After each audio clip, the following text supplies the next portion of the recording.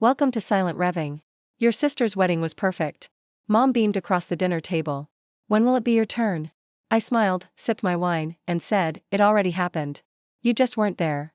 The whole room froze. My name is Kel Monroe. I'm 32. And if you think this is about a forgotten invitation, stay tuned because sometimes the real betrayal isn't being left out. It's realizing you were never really counted in. The room was a glow of champagne glasses and well-dressed guilt. Dad cleared his throat. My sister blinked rapidly like she'd walked into the wrong conversation. You're joking, right? She asked. I set my glass down. No. Mom blinked like she'd been slapped. When? She whispered. 6 months ago, I said. A courthouse. Just us. No drama. Her face fell, lips parting with the kind of shock only expectation can summon. You didn't tell us. No, I said, because you were too busy planning her perfect day.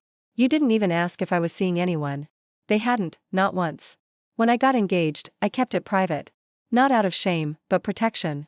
Protection from the comparisons, the judgment, the subtle ways they made me feel like a spare part in someone else's fairy tale.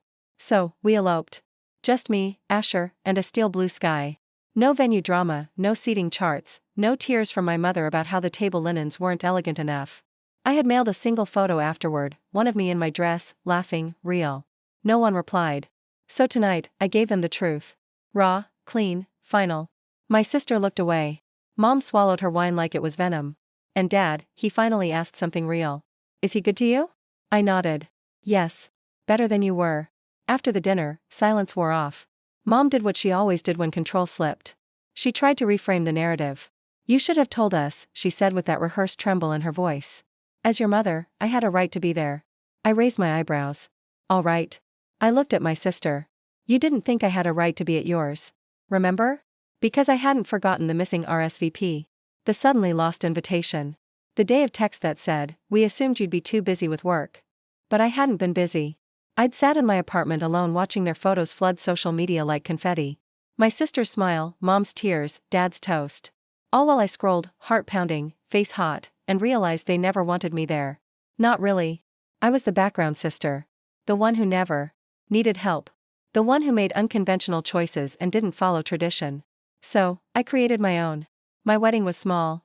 No matching dresses, no tiered cake, just vows spoken on a windy hilltop. Our hands pressed together, our eyes locked in defiance of everyone who said love only matters when it's witnessed. I didn't post it online. I didn't need their likes. Dad sighed now at the table, heavy and tired. Why didn't you tell me? He asked. I almost believed the softness in his voice until I remembered his toast at my sister's wedding. We're so proud to have one daughter who's finally doing things the right way. I looked him dead in the eye. You didn't ask. No one did. They only saw me when I reflected their image. But now I was done holding the mirror. And across the table, for the first time in my life, I saw my sister's smile fade. My sister finally spoke. I didn't think you'd want to come to my wedding, she said, eyes flicking down to her plate. You always make everything about you. That was rich coming from the girl who demanded 5 dress changes and cried over the shade of peonies. I tilted my head, not inviting someone and justifying it after the fact doesn't make it right. It makes it rehearsed. She flinched. So did Mom. Dad picked up his fork like it was a shield. I kept going, not to wound, but to witness. I was never going to be the sister who looked good in bridesmaid photos or the one who made your love story look bigger. By standing quietly beside you. That's not fair. Neither was watching you all cleaning glasses while I sat home wondering what I did wrong. Her lip trembled, but I didn't soften because the problem wasn't the wedding. It was years of revisionist history. Years of being labeled dramatic for speaking up. Years of being told I was too intense, too independent, too much, and yet somehow not enough to be invited. Mom jumped in. Well, it's over now. Maybe we can move forward. I shook my head. See, that's the thing.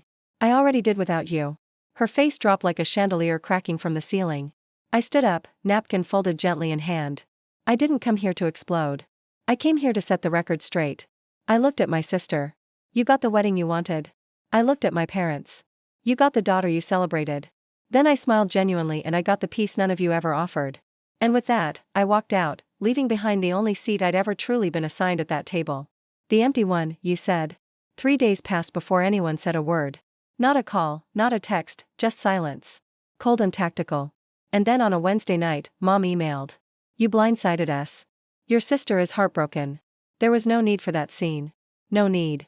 I stared at the screen like it might blink and correct itself. That scene was me finally speaking.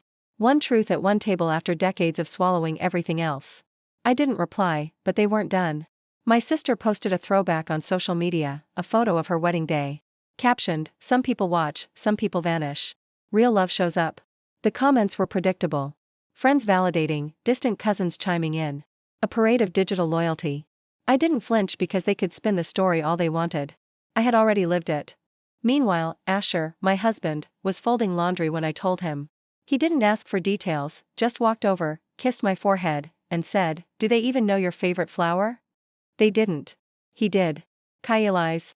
He planted them outside our rental 2 months before we got married. Said, "Now your name lives in the garden." My family never asked why we eloped. Never noticed how light I became once I stopped performing daughterhood like it was an unpaid role. I went on with my life until another email arrived, this time from Dad. Just 5 words. "Can we talk?" Just us. I hovered over it because sometimes the ones who stay silent after your truth erupts are the ones who finally heard it echo.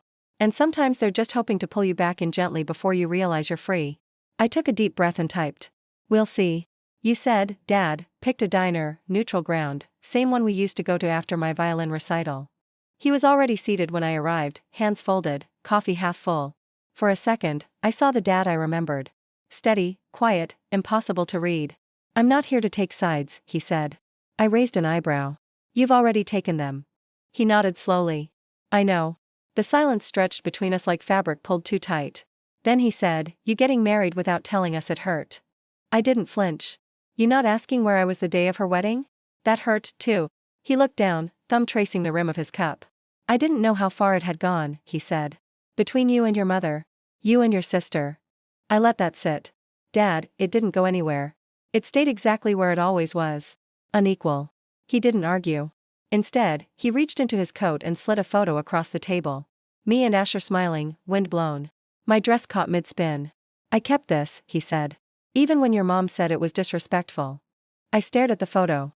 My hands had been shaking when I sent it. One last attempt. One last olive branch. "I didn't know how to reach you," he added. "Not without her listening." I leaned back. "Then maybe don't reach for me until you're willing to stop whispering around her." His eyes softened. "I miss you." I folded the photo and tucked it into my purse. "I'm not lost, Dad. I just stopped walking in your direction." He nodded again. No defense, no pleading. And maybe finally he understood. I hadn't left the family. I just stopped waiting for them to meet me halfway. 2 days after the diner, Mom showed up at my door unannounced, uninvited. She didn't even knock. She waited in her car like a lawyer prepping closing arguments, sunglasses on, jaw set like granite. I opened the door slowly. She stepped out, arms crossed, lips pursed. "I suppose your father told you I was the villain now." I didn't answer because villains don't always wear black. Sometimes they wear pearls and speak in sighs instead of slurs. "I raised you better than this," she said. "Did you?" I replied calm. She exhaled. "You embarrassed us. You humiliated your sister." "No," I said. "I answered your question. You asked when it would be my turn. I told you. And that scene at dinner was honesty."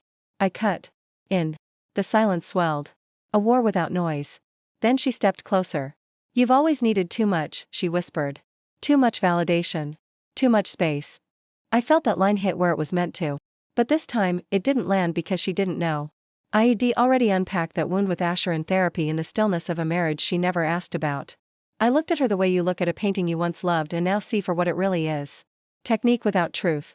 "You didn't lose a daughter," I said. "You just lost the version you controlled." She blinked. "You think you're better than us now?" "No," I said. "I think I'm just done bleeding for the applause you never gave me." She didn't cry. She turned, walked back to her car, engine started. No wave, just taillights fading down the street. And I closed the door without guilt. Because not every ending needs a slam. Some need silence and a lock. A week later, the wedding album arrived. Not mine, my sister's. A thick cream-colored envelope with gold embossing and the Monroe family crest etched in the corner. No note, just the album sent to me like a peace offering or a provocation. Asher watched me slit it open at the kitchen counter. "Sure you want to do this?" he asked gently. I nodded. Sometimes closure isn't about what you want to see, but what you're finally ready to face. The first few pages were predictable. Dress fittings, champagne flutes. Dad walking her down the aisle. Then came the reception. Mom mid-toast. Eyes glassy with pride. A long scripted quote about daughters, dreams, and destiny. Then one image made me freeze. A family portrait. Everyone lined up, smiling, poised. And there it was. My name written under the photo, except the body standing there wasn't me. It was my cousin from Vermont. Same height, same dark hair, wearing a dress suspiciously similar to one I once wore to a graduation. They passed her off as me, framed it, labeled it, posted it online as if presents could be faked. As if truth was just a caption away from revision. Asher stood behind me, jaw tight. They replaced you, he said quietly. In pictures. No, I whispered. They erased me and didn't think I'd notice. I slid the album back in the envelope. Didn't hear it. Didn't scream. I simply wrote one word across the front in permanent marker. Return. Dropped it in the mailbox the next morning. No note inside, no explanation. Because when someone deletes you from the frame of their perfect story, you stop being the background and start being the author of your own. You said they never responded. Not to the returned album, not to the message written across the envelope, not to the unspoken truth inside it. And that silence, it didn't ache. It clarified. I stopped waiting for the apology that would never come. The revision that would never be printed. Instead, I started building something of my own. Asher, and I found a little venue by the lake. Nothing fancy, just a wide porch, twinkle lights, and space for 30 chairs. We called it a celebration of honesty, not a second wedding, not a do-over, just a gathering of the people who actually showed up, old friends, colleagues, 2 neighbors who brought homemade pie. No seating chart, no expectations, no relatives needing emotional babysitting. And when I stood in front of those 30 souls and read our vows again, but this time aloud, I didn't cry. I breathed. Because healing isn't always poetic. Sometimes it's just honoring what was real in front of those who never made you earn love like a prize. Afterward, someone asked if my family was coming. I smiled gently. No. They already attended a wedding, just not mine. That night, back at home, I took the last box down from the closet. Old cards, framed quotes from Mom, a bridesmaid dress I never wore. I placed it all in a bag, not with rage, with relief, and dropped it off at the donation bin on 7th Street. A girl in line behind me said, "That's a really pretty dress." I turned and smiled. It was never really mine. And as I walked away, lighter than I'd felt in years, I realized family isn't who shares your name.